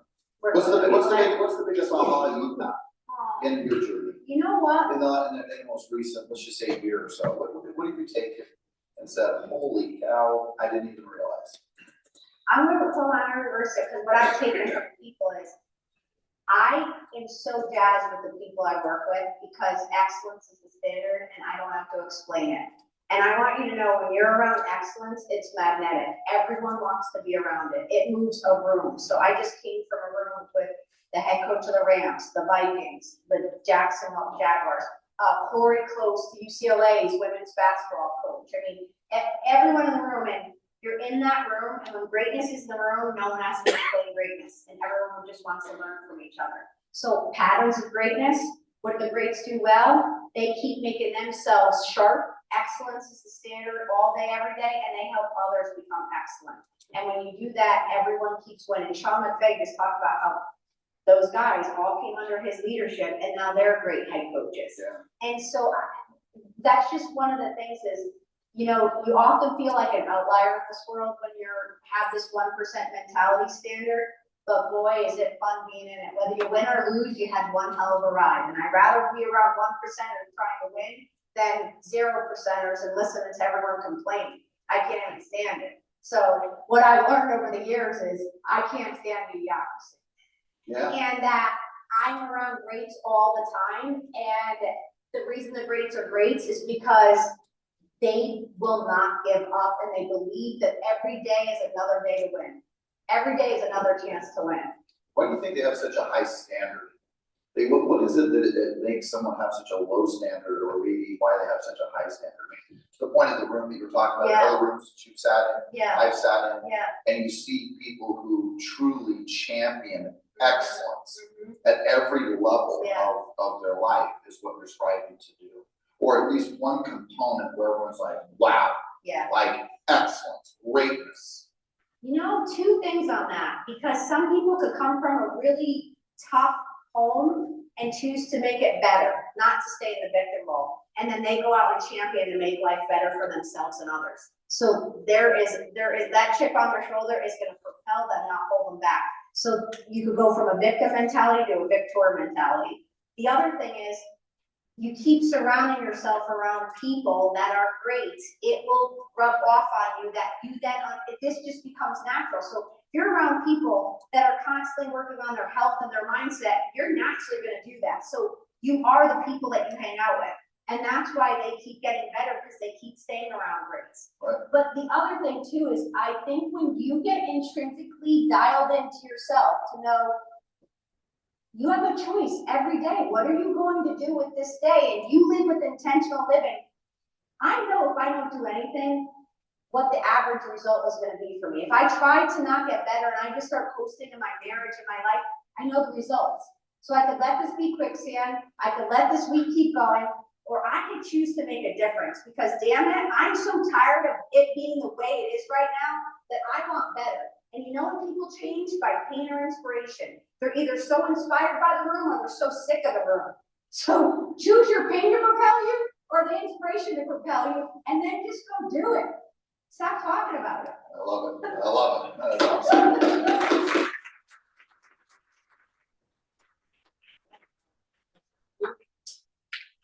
April, there's a mic coming for you. You said we don't have life to serve ourselves, it's to serve others. Why do you bring that up in this room? Why do you bring these books? Like, can you elaborate on that? On why we should be serving the world, not ourselves? Yeah. Okay.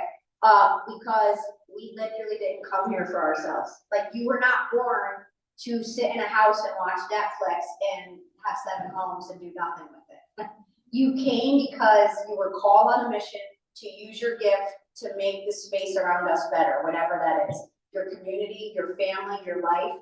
And again, I believe everything in me that this is mission-driven work that we're doing. Selling a house, the mortgage, whatever it is in your world, that is the vessel and the tool in which you've been called to serve through. But everything within you is how you're going to transform a life along the way by your presence. And we're going to change the mental health of this world by loving. I literally walked into this room and I met you and I met the others here, and I met you right away. I was so happy because you showed me love right when I walked in. It wasn't just like, hi, how you doing? And my point was, whether we ever did business or not, you made my life better, which made me happier, which makes my mental health happier, which means I could serve my mission better. Like, this is a ripple effect on a ripple effect. And I'm gonna go back to, we have people dying, risking to die so we could live. I can't comprehend why I would wake up tomorrow and not do my job to fight the fight. I might not be in the army lines, but we're in the daily lines of like fighting the good fight by helping people be better. And I never want to leave a space where people felt worse around me and I didn't get up. I mean, I watched Netflix the other night. I don't know, I got stuck on some series. I can't do that anymore. I'm like, this is so bad. I stayed up late. I didn't want to do my workout. I was like, is this what people do all day? I was like, I can't, this is bad. That is evil. No, I'm just kidding. No, but my point is you could sit and be lazy or you could sit and be productive. Go be productive, you'll be more fulfilled. When you sit and be lazy all day, it plays mind trap with you. Well, It's not good. the fulfillment, right, is your ability to contribute to another human being Yeah, and your own personal growth. yeah. And if your inspiration for growth is for you to contribute to another human being, Yeah. man, that is a great cycle to be in. What? Like, imagine we get to affect another human's life. It's, come on now. That's pretty epic. Yeah. Yeah.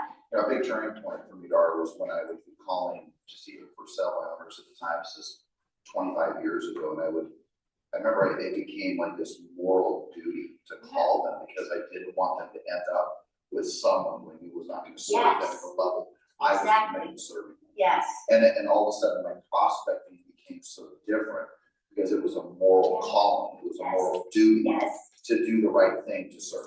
Do the right thing. And you know what else?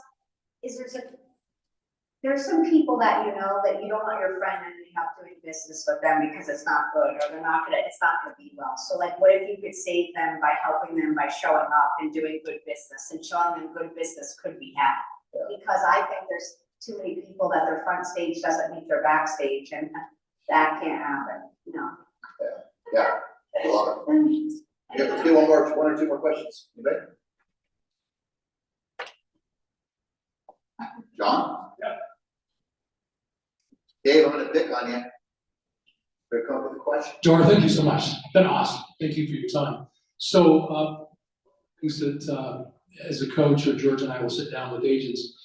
And the reason I'm asking this is because you work with some very successful people who oftentimes come from some very difficult circumstances, their backgrounds. And what do you say to somebody who uses their past, especially their childhood, as an explanation as to why they can't?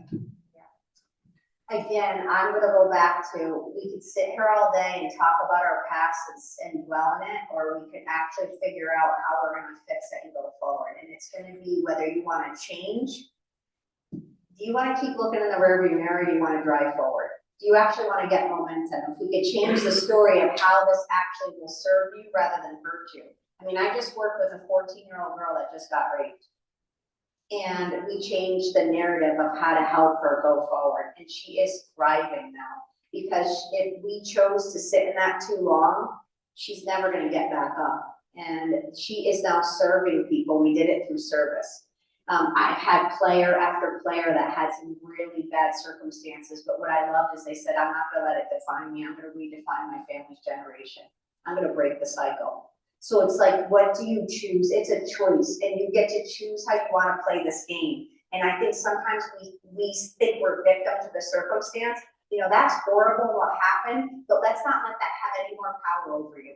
Let you own the keys to your car and you start driving your own car. Don't let that hold your power anymore, release it. And I shape keys. I like to make a neural transplant, and I'll say, I shake the keys and I'll say, it's time for you to start driving your car now. Let's start changing the direction. And then we move. Well, I think it's an alignment, right, to driving, just so I'm hearing it, like driving the car is like driving an entire new story and narrative that you're telling us. Yes, absolutely. Right, I've always said for years, divorce the old story and marry new. Exactly. Right? I mean, what's the story you continue to tell yourself? Yes. And you said something really powerful. I know I've heard it. You said it's a choice. And I think so often we think we don't have a choice, or we get stuck in like, well, that's just who I am. What are we talking about? What do you mean that's just who you are? I hate that word. I dislike that. I dislike that, because guess what? you're being a jerk, that's who I am. Oh, okay, well, we don't have to deal with your jerkness, thank you very much. No, that's how I am. Everyone has a chance to get better. Everyone has a chance to show up and be a better version. Stop making that choice and then stop putting your personality that's not good on everyone else, because that's not help. I literally call people up like, oh, that's how you are? Being mean to people, that's great. Because you go to corporations and they're like, this person like, well, this is just how I am. I'm just direct. I said, I'm from the East Coast, I'm direct too.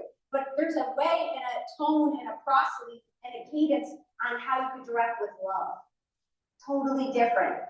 It's just, again, but if you're intentional on how you serve people, you show up better. And gosh, like there's enough hard in the world. Let's not us be the hard that brings more hard to people's life. Yeah, you know, Dave, I had you busting with a question back there, aren't you? Hold on, though. I just want to point something out that is really cool to me that you said. You have identified the feeling that you feel in this environment, that you feel love. At one point, we had a Fortune 500 I hired as our president in our company. I remember in the midst of him being here, he said, man, I've never been in an environment where I felt so much love. One, thank you for that. But number two is that bringing into the business world, we cloak it like, I really appreciate you. I really care about you. I am really impressed with the fact that you are willing to put it out there, that what drives this world at its best, highest levels is love. It is. And I am highly impressed that all the narratives that are out there that people just don't want to talk about, the core ingredient to the success in our lives is driven by our love. Yeah. So seriously, awesome. Well, thank you for sharing your love, because people, you know what everyone just wants? They want to know that they matter. They want to know that they're seen and they're heard, and ultimately are we loved. And when anyone acts out in any way, you know, again, I'm joking in how I go about it, and people say Dar's like getting a hug and a kick in the pants at the same time, but in the best of ways, like, it comes down to love. I can't help someone move forward if they don't know I love them. Because if they don't know I love them, then they're gonna think what I come to coach them or say them on is, I don't know, it could be in just not the right way, but when they know I love them, then everything gets better. And love is everything. Love is everything. And we need to love more. With excellence. With excellence is the standard. Yeah, I love it. Dave, finish us up with one last question.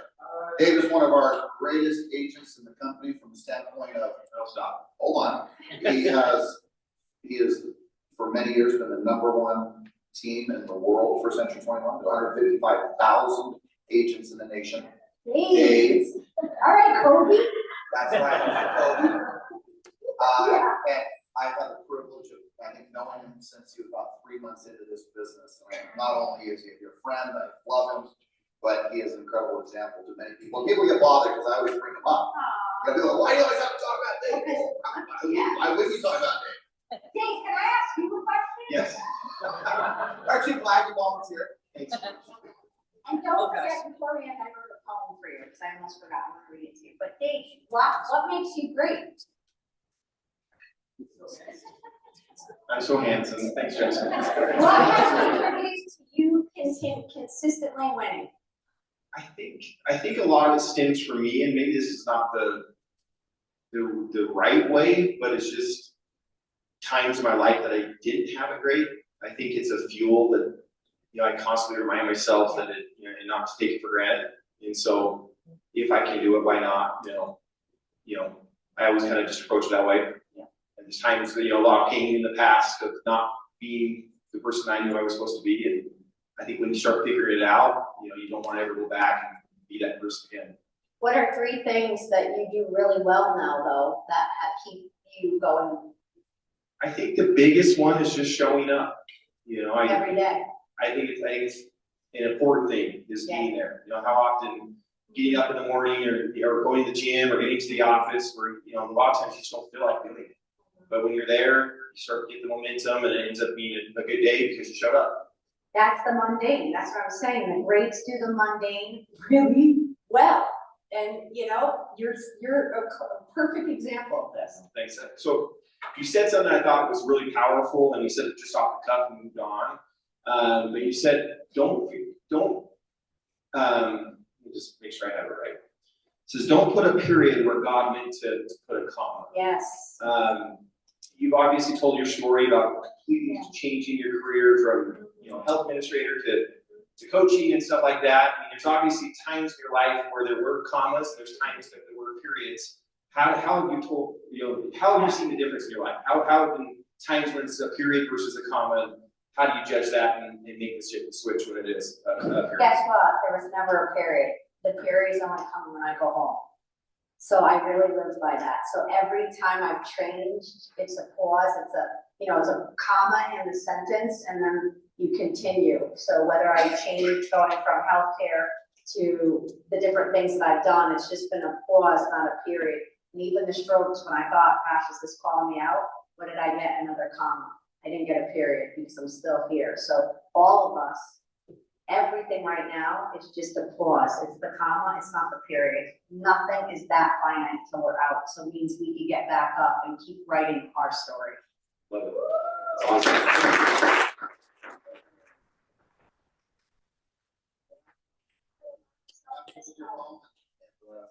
Again, as you read that, just thank you. Thank Thank you. you for being here. I will We come so help you appreciate it. anytime you need with anything, because this is a culture that I would love to be around. Winners. All right, so they'll see the closing, but they'll never see the courage it took to keep going. The calls that went unanswered, the clients that disappeared, the nights you questioned yourself, the pressure you carried quietly, while still showing up, smiling for everyone else. The business will test you, not just your skill, but your patience, your confidence, your identity, and your standards. Because real estate was never just about a home, it's about people, dreams, legacy, risk, trust. And in the market that changes consistently, the greatest advantage will never be just the market, it'll be the person in it. So when fear says, slow down, you rise. When rejection tries to harden your heart, you rise. When exhaustion whispers, maybe you're not built for this anymore, you rise. Release what's weighing you down, ignite the fire within you, seize the opportunities hidden inside adversity. Elevate your standards while others are lowering them. Because average agents wait for conditions to change, but elite agents become the standard regardless of the condition. And long after people forget the transaction, they'll never forget how you made them feel. So lead with excellence, serve with heart, stand tall under pressure. And when life, business, or uncertainty tests you, you rise.